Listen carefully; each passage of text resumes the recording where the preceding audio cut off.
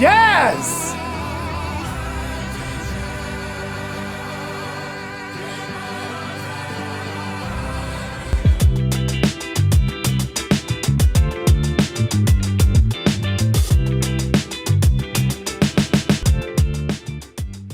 Hello, gals, blokes, and all other folks. My name is Mortius, and today we are here with the one and only Big Brev. How are you doing, sir? I'm doing great, man. I'm super excited to be here. I'm Thank so you so excited much for to having have me you. on, brother. Good. I'm so excited for this.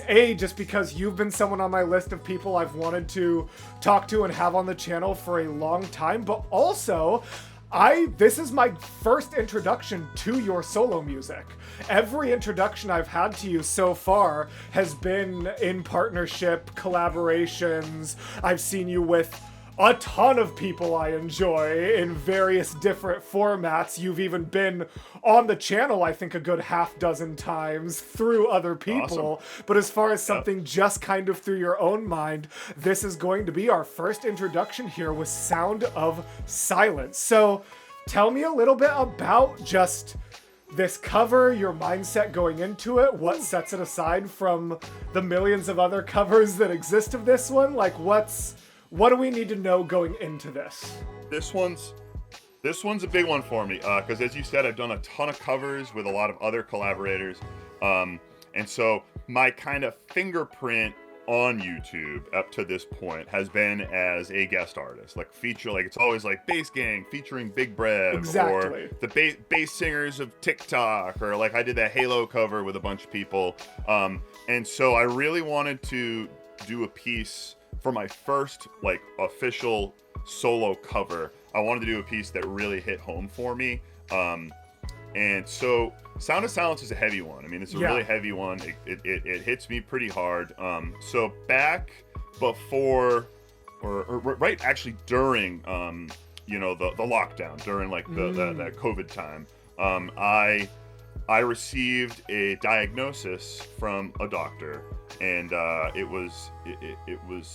it completely caught me off guard, and so he diagnosed me, for anyone who doesn't know, he diagnosed me with a condition called ALS, and ALS is life-threatening. Like, it's not something you want to hear, and in that period of time, he told me, you need to get a second opinion to really rule this out.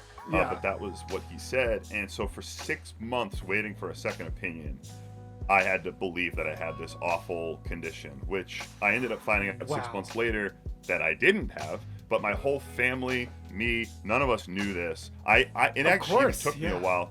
It took me a while to even tell people in my family that this had happened. So it was me and my wife for the longest time, kind of just bearing this. And so you go through what people know as the 5 stages of grief. Absolutely. When this happens. And I really wanted this song to represent those 5 stages. And so in these verses, you're going to see me go through really the main stages I go through in this is I go through denial, I go through anger, bargaining, depression, and then acceptance. However, I did want to highlight the fact that the 5 stages of grief aren't like, hey, you got through all 5, congratulations, you're through now you're done, you did it, you've accepted it. It's not like that. It's very cyclical. And so I wanted that like cyclical aspect of the 5 stages of grief, and so I highlighted that as well as I could in the music video, because I wanted a simple music video. I didn't want to do too crazy with the music video. I wanted the song to kind of stand for itself. Yeah, and so that's kind of what I would say going into this. There's a lot of backing vocals. So I'm a professional opera singer. I sang, professionally for 10 years. I've sang all over the world, and I've been really fortunate with the opera, community for that. So I wanted to honor that part of my career. So I put a full opera choir in this as well, and it's all me. And I did all the backing. I'm even more excited to jump into it now. All the backing vocals are I did myself, and I worked with an incredible producer named David Korn to really bring this to life. Incredible. Well, I love that insight. Thank you so much for sharing that. And I talk a lot from like a song structure standpoint about how important it is to have each verse feel a little bit different, even if they're saying similar or even sometimes the same lyrics, still have them. So Exactly. the fact that you took it that way is so interesting. And then also, just as a complete minor aside, I want to thank you for using the word cyclical, because I use that so much in one of my reaction series, but I kept not being sure how to say it, and I got so many jokes in the comment section, so I was just like, thank you for making me feel less alone for pulling out such a random vocabulary word. Sure. I am very excited to see what this looks and sounds like, so let's make it happen.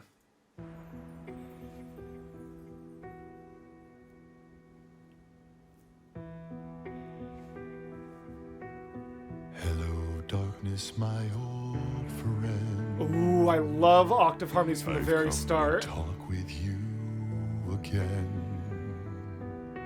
because the vision softly creeping.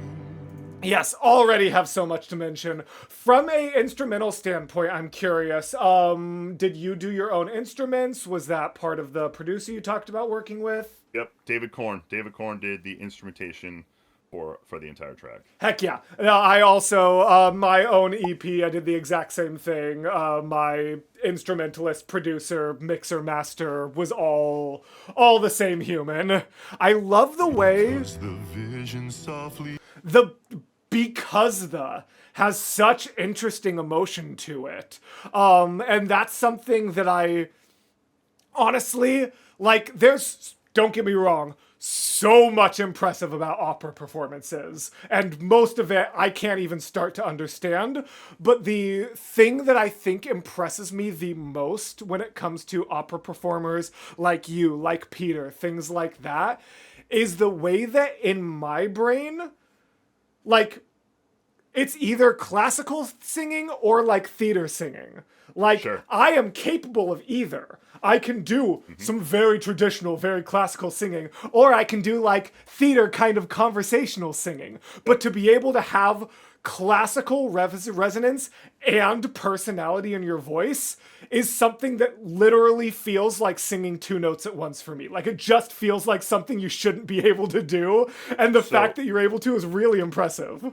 I think of it as, all right, so there's two different lengthening agents of the vocal track, okay? So we can lengthen the vocal track by lifting the soft palate, which is Okay. what we do in opera, or in rock, in musical theater, like in more traditional, or in more contemporary musical Contemporary, yeah. theater, in pop, in R&B, they're not doing as much of the soft palate lift. They're actually slightly tilting up, very slightly, and they're singing more through the hard palate. That's also lengthening the vocal track. But you can also think of it like this. There's ways to almost play with those dials. So I almost think of it as like, I got a little soft palate dial and I got a hard palate dial. Do I want to sing more through the soft palate or more through the hard palate? And I'm literally, when I'm singing in like my opera voice, I'm slightly tilting down, I'm lifting the soft palate, and I almost imagine I have an extra vertebrae back here, like I got a nice long neck. Whereas when I'm doing this, I call it honor the curve, because I don't want to muscle it. Instead, I want to honor the curvature of the spine,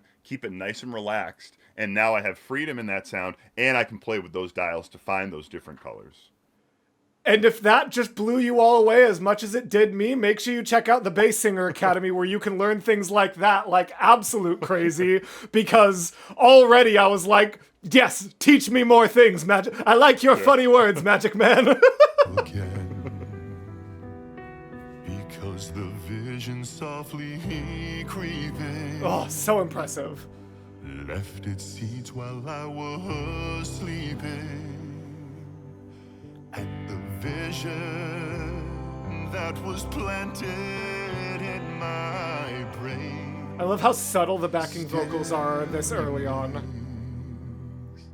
within the sound Oh, of silence.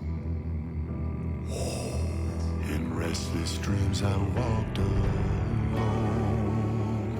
imagine being able to not change one vocal line, but go from octave harmonies to octave harmonies and keep this one the same. You nutso human being. Oh, beautiful stuff. And so the the motivation behind this. So the overarching goal, the super objective of this song for my character was to heal. And when I say heal, I'm not necessarily saying like take away this diagnosis that this doctor gave me, Yeah. but just to find some clarity, to find some contentment, you know, Absolutely. heal my soul, if you will. That the first verse to me is all about just kind of waking up and being numb. And so I wanted those backing vocals to be very bare, stripped down. There's not a lot of like overtone series happening there. It's very breathy. It's like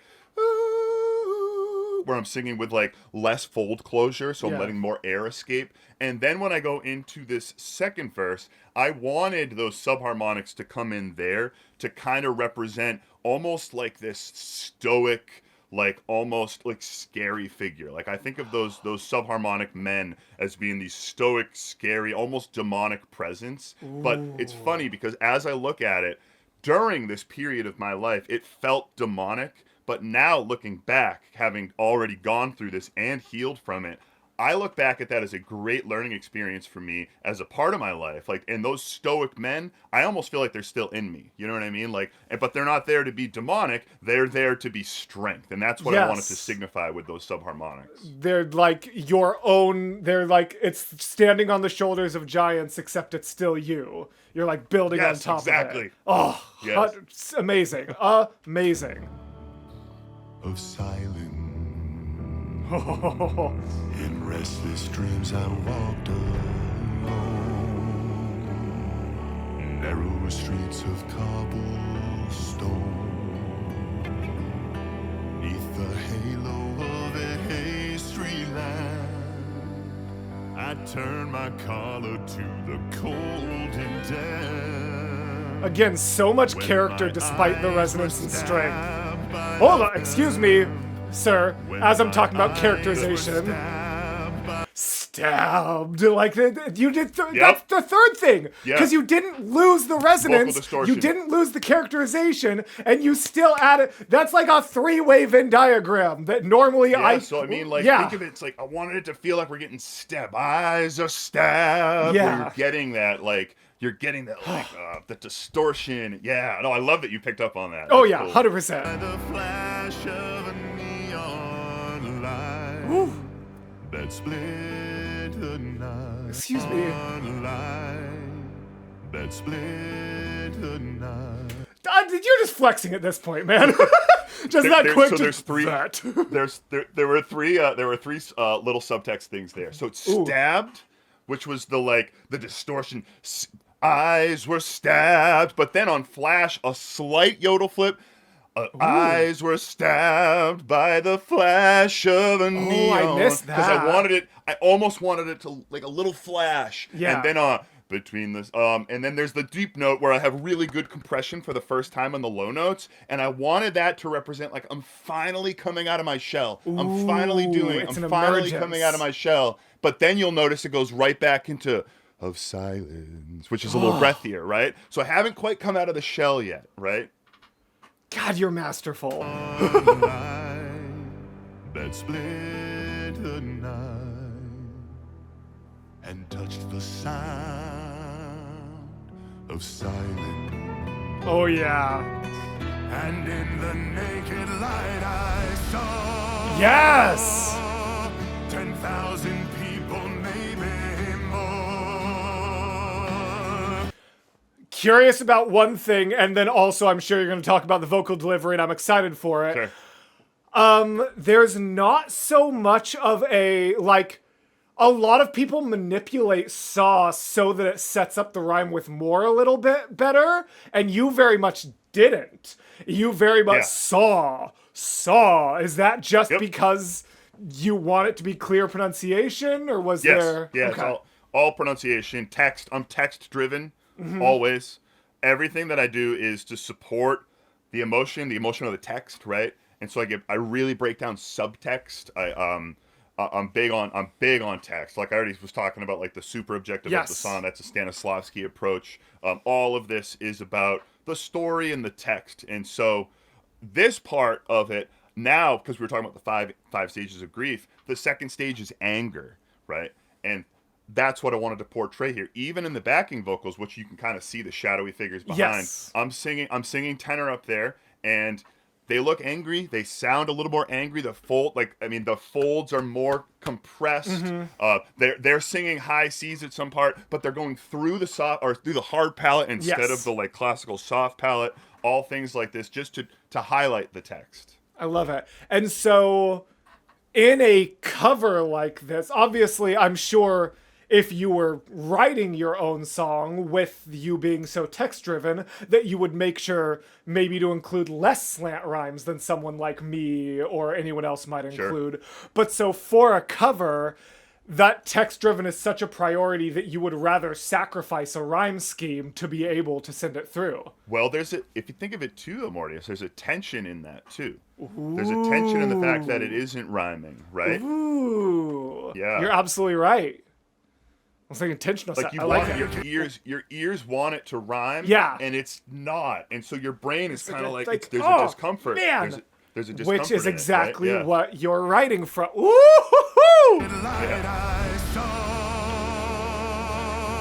Yeah, saw, not saw, saw. People talking without speaking.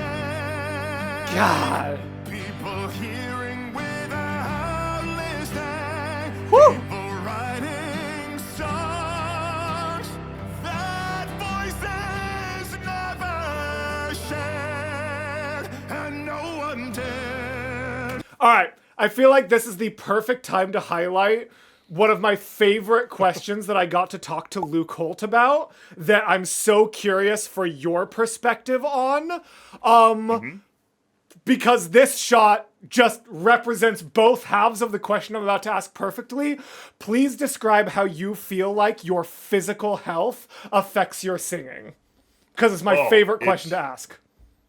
It's huge. Oh, Physical I know. Health. The body is my instrument, right?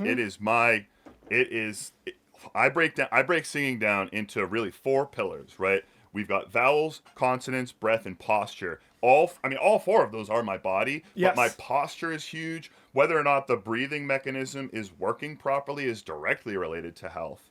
And sometimes I even kind of like to body hack these types of things too. Like, for instance, if I know that we're going to a wedding and I got to record some bass vocals that weekend, it's like, well, perfect. I'm going to use the little bit of inflammation that I'll get from hanging out late at a wedding, and I'm going to get up the next morning and I'm going to record those low bass lines. That's awesome. All of that comes into play when we're singing. The body's huge. So, anyone watching this knows, like, I'm not saying anything y'all don't know. If you go out drinking, the next morning your voice feels a little inflamed. If you're out all night and you're shouting, or you go to a concert and you're yelling, you wake up the next morning and things are inflamed. Sometimes they're a little shredded. You lose your voice, right? So all of it comes down to, physical health. And so all that makes complete sense. From a more particular standpoint, though, I'm curious, because obviously, like, yes, you don't want to be unhealthy because body is instrument, but specifically, like, you are a very strong individual, and here you can really see those muscles. And so, like, specifically from, like, even bodybuilding, just like strength and muscle building standpoint, not overall physical health, but like, how does that physique, that's the word I've been trying to think of for 3 minutes. How do you feel like your particular physique affects you as a singer? I sang opera for 10 years internationally. And I would lift before every performance. I would lift. I always like to do something that opens my chest, like it's bench press or a deadlift, which opens my body. I remember I had a scary audition one day, so I purposefully did, a squat session where I was squatting like 500 pounds, and I was like, you know what? As there's a mental side of that too. As I'm leaving the gym, I'm thinking I already did the hardest thing of the day today. Everything from here is just smooth sailing as far as I'm concerned. That's I had 500 pounds in my back. Yeah, so for me, physique, lifting weights, it's a part of the process. One thing I will say, I don't like doing my low vocals before the gym because the breathing mechanism really wakes up. All right, so in the vocal folds, we have what's called the supralaminal propria. That's the outer layer of the vocal folds. That's the gelatinous material. And it's nice and inflamed before the gym, right? Because you're not huffing and puffing and getting the breath going. And it only inflames because we lay down when we sleep and naturally the fluid just kind of dissipates through our body. The more we're upright, the more it starts to go down into the rest of the body. Gravity does its thing. So the one thing I don't like to do before lifting or after lifting weights is the super low notes. Even subharmonics, usually I'll do those before the gym. That makes sense. Cool. What and man, yeah, I love that perspective because I'm kind of similar, but like for me, like I'm always because I'm very big and animated when I sing, especially like on a stage or anything like that. So I'm always like working on my high notes while I'm like running or doing cardio. Really moving. But Yep. And sometimes I'll bet that works for you. Sometimes really well. I'll it bet. really does. But I am Yeah. not like if I rolled up these sleeves, they're noodle arms. Like I really don't have the physique that comes with someone like you, Peter Barber, Luke Holt. And so it's always interesting hearing how that affects your side because yes, I am very particular about my physical health, but I'm not very particular about my physique. And so that's why I like hearing how both of them impact you as a performer. So thank you for sharing.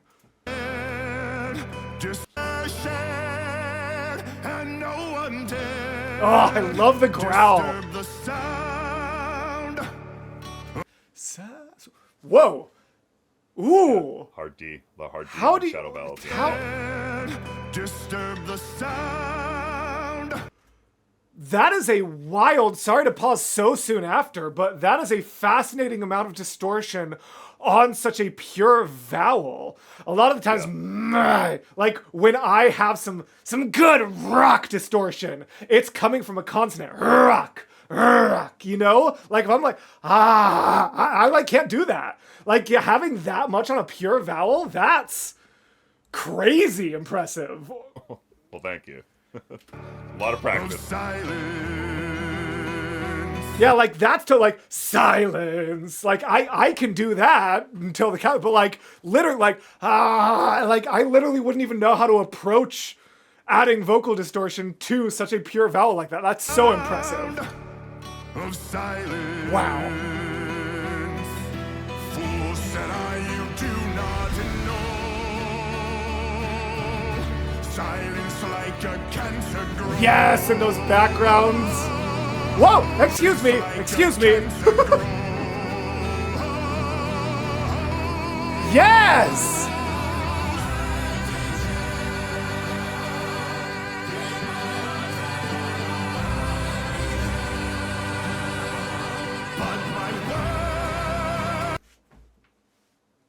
Oh, that was powerful. That just hit me straight to my heart.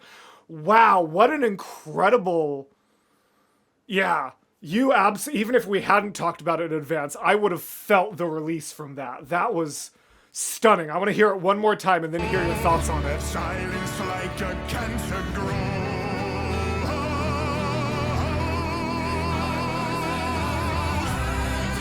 Oh, and the arms out?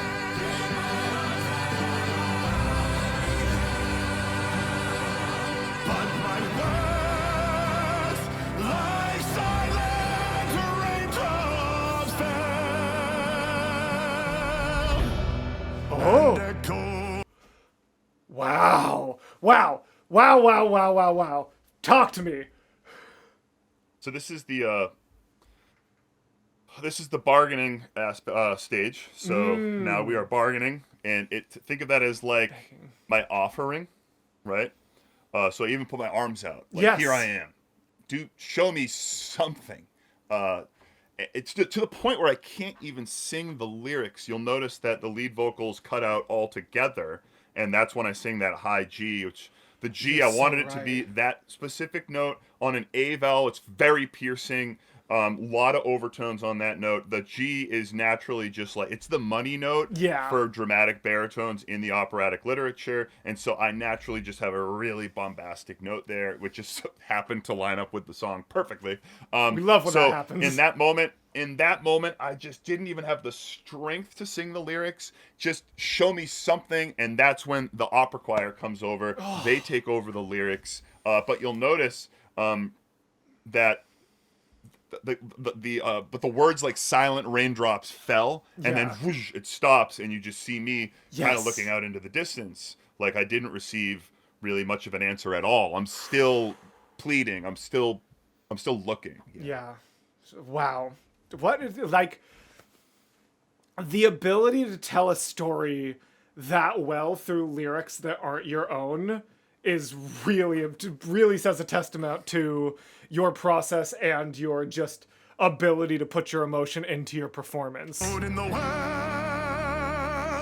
of silence,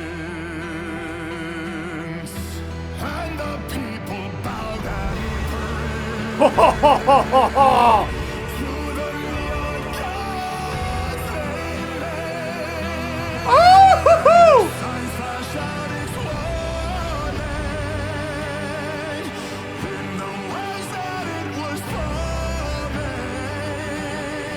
And you've just got that vocal distortion basically this whole time. That's so cool.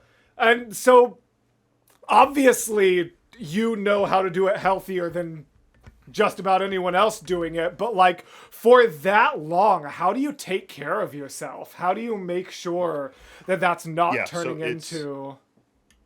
I have a team. I have a team that I get scoped. I have a speech language pathologist. I have the necessary pieces there to make sure that things are smooth. I take what we call vocal naps, where you don't do distorted vocals for short periods of time, just to because otherwise you won't build the stamina. Think of it this way: if you go to the gym and you do bicep curls every single day over and over and over and over and over again, eventually you're probably going to injure some tendons, like things are going to be sore. So you got to do what I guess you could call them bicep naps, where you don't work and then you go back and you work them again once they've recovered. That's really the only way to build stamina. And these distorted vocals are no different. The only reason that they are a little more taxing is if you're looking down the throat on a scope. The false vocal folds are all they kind of hold their static position. They look like a little tunnel, like you're looking down a tunnel. As soon as you relax them, they go limp, right? And as a result, they're not taking a lot of the brute, like the all of the beating. So now when you look past them, you'll actually see the vocal folds go from this type of motion to boom, boom, boom, way more motion. Just because things are a little more chaotic down there. And so naturally, more things are vibrating, so things are tickling, you're getting that tickle sensation, and it just takes stamina and practice and stopping if it starts to tickle too much. Stopping if it hurts. I did all of these vocals in one session, but that doesn't mean I didn't take little breaks here and there. Of course. I had to. I had to. Especially because the fourth and fifth verse were very demanding on me. Sounds like it.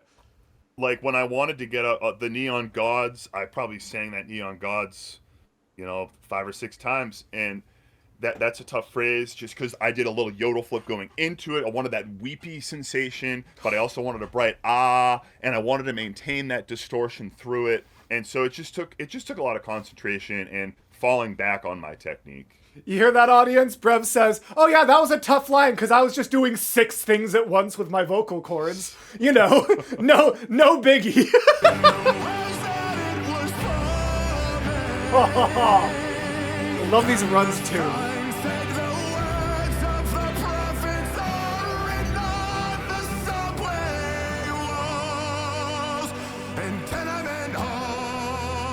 Ooh.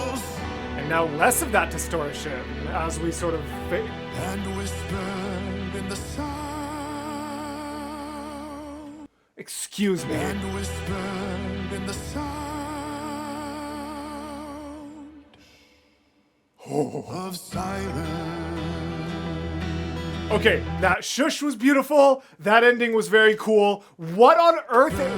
In the sound. Like what? How? What? It's a cricothyroid dominant phonation. So we have really 2 muscles in there. You've got the thyroarytenoid and you got the cricothyroid. I'm using the thyroarytenoid right now to talk. Like this is my chest voice, or yeah. Same note, right? It's the same exact note. Obviously, I would never sing Yeah. that note with my cricothyroid, my falsetto, right? Yeah. So that's just a cricothyroid dominant within the sound. It's cricothyroid, a little assist from the thyroretinoid, but it's a relaxed fold closure, so air is escaping, plus you're relaxing the false folds and even a little epiglottis to give it a distorted sound. And the reason I did that was at the end of this video, my character feels like he hasn't made any progress. He's right back where he started. If you look, he's back on the steps. That was the last clip. Yeah. He's back on the steps, just kind of like still in the same spot. I actually moved him over a little to the right because I wanted to showcase that there actually was a little movement. Yeah, but it wasn't also actually the same, but he was back there. Exactly. Wow. There's just a little progress, but also there's progress in the voice because now in the beginning, he's down the octave. Mm-hmm. Hello, darkness, my old within the sound. He's down there, but here he's up the octave, right? Yeah. And there's a little distortion. There was no distortion in the beginning, right? I wanted to show that there's growth, that things are changing. And so with this, rather than belting it, because I did belt it a few times just to see how that would go, and I was like, I'm not getting the vibe I want. Yeah. And then I landed on, all right, I know what I'm going to do. I'm going to do a little distortion, cricothyroid dominant, and that's how I kind of came up with this. I do want to say, this is going to totally just come across as a humble brag, but I just have to say I'm proud of myself that cricothyroid was the first word this entire conversation I didn't know in advance. I was actually following all of your very technical stuff up until that point. And I was like, how'd you do that? You're like, oh, just cricothyroid. I'm like, dang it. I almost made it through the whole video without coming across vocab I didn't know. But that's going to give me and the audience some things to look into and learn about for those who are trying to learn more about their systems. So that was unsurprisingly absolutely incredible. Was there anything you really wanted to share about it that we didn't touch on amidst it or before it? I mean, a huge shout out to everyone who just helped me make this happen. You know, Absolutely. Like my Patreon, Takes my a village producer, every my time. wife. Yep, I have a record label that's been really supportive. It's the same label that did we did Hoist the Colors with.